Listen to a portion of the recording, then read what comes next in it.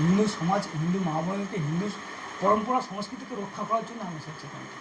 বিষয়টা হিন্দু সমাজের কাজে আপনাদের আসতেই হবে, নাহলে হিন্দু ধর্ম ধ্বংসের পথে চলে যাবে। আপনারা কি চান যে আগে যে সনাতন ধর্মে মোগল পাঠানদের হাতে, এই বর্বর বিধর্মীদের হাতে অনেকে ভয়ে তার সনাতন ধর্ম ত্যাগ করে ইসলাম ধর্ম গ্রহণ করেছেন, কিন্তু কি আপনি কি সেই পথে যাবেন?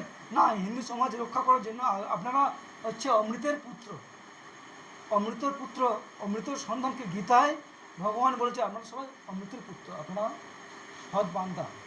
আপনারা কি সেই সৎ পথে চলবেন, না আপনার ধর্মকে সেই বাংলাদেশের পথে চলবেন? বাংলাদেশের হিন্দু সমাজের রক্ষা আপনারা বলুন। এই আজ আপনারা সবাই মিলে হাত তুলে বলুন, সবাই মিলে জানতে চাই যে আমরা ন্যায়ের পথে থাকবো, ধর্মের পথে থাকবো, বলুন দেখি। জয় শ্রীরাম। এইটুকু শুনে আমার খুবই ভালো লাগলো, কিন্তু এইটুকু আপনাদের মাথায় রাখতে হবে, আমরা ধর্ম রক্ষার জন্য আমাদের যাই না হোক না কেন, আমরা মৃত্যুবরণ করলে জীবন যাই, কিন্তু এই নয় আমরা কোনো রকম অন্যায় কাজ করবো, আমরা কোনো অন্যায় কাজে সামিল হবো না। আর একটা কথা হচ্ছে, আমি বলছি আমাদের ভিতরে যদি ভুল বোঝাবুঝি হয়, তাহলে আমরা সেটা যদি সমস্যার সমাধান না করতে পারি, তাহলে আমাদের সংগঠন দেখি সংগঠন করতে পারে, একজন ভুল করতেও পারে, তাহলে আমরা 5 জন যুবক এই সংগঠন করছি, নাম থাকছে, আমরা সবাই হাতের 5টা আঙুল কোনোদিন সমান হয় না, ঠিক আছে?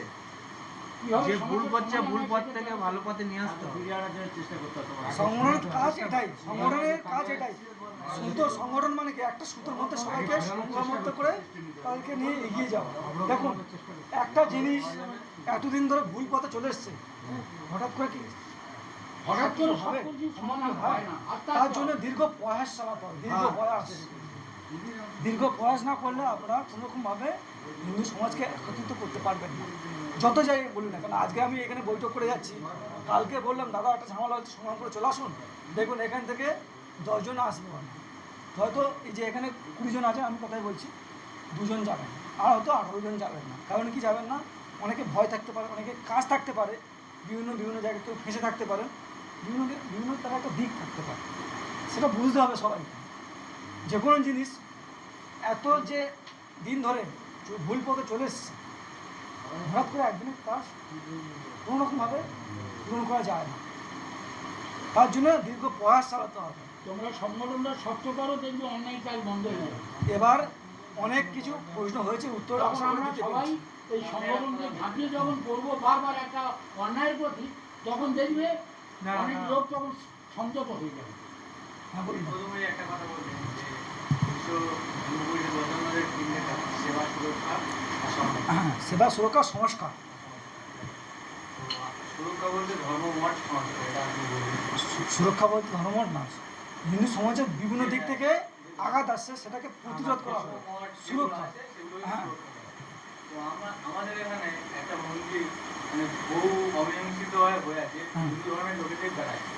আমি চাই যে আমরা এই সংগঠনের মাধ্যমে এই মন্দিরটাকে আবার পুনরুদ্ধার বা কাজ করি, তাতে আমরা সহযোগিতা করুন। অবশ্যই করবো। ওই কাজটার জন্য আমাদের একটা খুব সামান্য ব্যক্তি আমাদের মধ্যে আর নেই, এই মন্দিরটার জন্য। তো আমরা চাই মানে ভালোভাবে কাজটা আবার পুনর্নির্মাণ করতে, এবং আপনারা আমাদেরকে সাহায্য করুন।